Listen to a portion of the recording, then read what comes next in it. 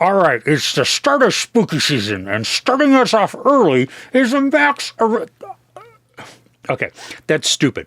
That's like Dracula with a terrible speech impediment. All right, so it is spooky season, and starting us off early is the Max original movie, Salem's Lot. Now, this was supposed to have a theatrical release, and then it was scuttled to streaming only. Did it deserve that fate?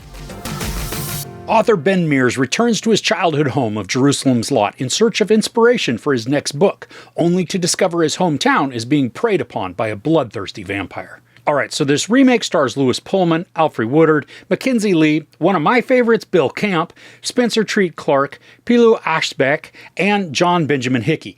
Now, if you're unaware, this is a Stephen King story that takes place in the mid-70s in Jerusalem's Lot, this small town that unfortunately is the new home of a vampire who is intent on turning the entire town into vamps. Now, this story is a sparse and quick horror. The characters are both introduced and developed through ongoing exposition, meaning that the story, it doesn't stop down to provide flashbacks or drawn-out sequences that explain who a character is or what their motivations in the story might be. Now, sometimes this is a large drawback to the narrative, making the characters strangers we have no connection with. For this, the method helps to maintain efficiency and expedience. It also works to thrust us into the action almost immediately. And what's surprising is that the lack of story depth works to keep the tension up. But what's not surprising is that the lack of depth also keeps us from being an overly engaging storyline. We're raced through sequences, barely able to take a breath, and while the urgency creates excitement, the narrative suffers memorability. I mean, it's kind of that double-edged sword. We get to maintain fervor, but also characters enter and leave the story arc with such swiftness that we barely have any time to become endeared to them. But that's also not true for every character. I mean, there are a couple who I wanted to survive. Even if I didn't know that much about them, their heart made me root for them. Now, I can only imagine how much more impactful the tension would be had those key players not been sped through. Lewis Pullman's Ben, Jordan Preston Clark's Mark, Bill Camp's Burke, and Mackenzie Lee's Susan, they are characters that I wanted to be invested in. I mean, I wanted for them to be more than just mere targets of the pointy-toothed parasite. But the movie, it doesn't grant us that. It's more intent on getting us to the next freaky situation. And for as annoying or lackluster as that quickness can be, the story is consistent in its execution, so there isn't an unevenness to the progression.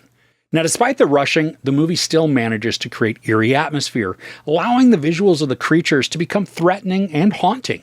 I mean, dread permeates as we watch the town people just begin to disappear, and then they reappear in unlikely places with very threatening auras. There's one point when a character tells another to stop a car, to which the response is, why? Because there are vampires on the house. I mean, it's delivered in such a deadpan and serious manner that it became naturally funny as well as distressing. Now, the makeup and effects the production uses, I think they're some of the best and most effective parts of the film. From glowing eyes of the newly turned to the unsettling just floating that they do outside of windows, all of the vamps work to create the foreboding and ominous tone that grips the storytelling. And then there's the creature design of the main vampire. I mean, this was legitimately disturbing, not only because of the grayish-green skin tone or the long, bony claws for hands, but there are these very unnatural protruding veins that cover the vampire's head, just making him utterly ghastly and terrifying. Now, I wish the story would have examined the rules of the lore more than it did. Now, some of it, it's just your standard vampire fare. Crosses and holy water repel them, sunlight kills, as do stakes in the heart. But it was very unclear on what happens to those that are bitten. Why do some turn and others stay dead? And I know this isn't hugely important, especially with a story that doesn't massively prioritize its character development, but knowing if somebody would come back after being bitten, I think it would certainly add to the threat. Now, while this isn't a terrible film, and it does manage to hold suspense and chills, I do think it was the right decision to move this directly to the streamer rather than have a theatrical release. In the story, it's tense, but it's familiar. The acting is fun, and it delivers excellent visuals, along with fast-paced action. But thanks to the lack of character development and then sparse storytelling, it would have been disappointing to shell out a bunch of cash to see this at the cinema. I mean, if you need something to ease you into the spooky season, this can be entertaining. But don't expect it to be memorable. There's no sex or nudity, some profanity, and a lot of violence. I give Salem's Lot 2.5 out of 5 couches. Again, it's not horrible for a casual watch, but it's also not something that you should drop everything just in order to watch. All right, do you have a favorite vampire movie? Let the Right One In is one of my favorites, especially that pool scene towards the end. But let me know yours in the comments below. If you enjoyed this review, please give it a like. Also, don't forget to share and subscribe. I'm Chris.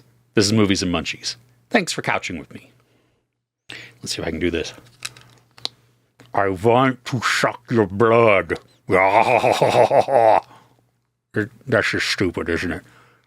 Please don't unsubscribe.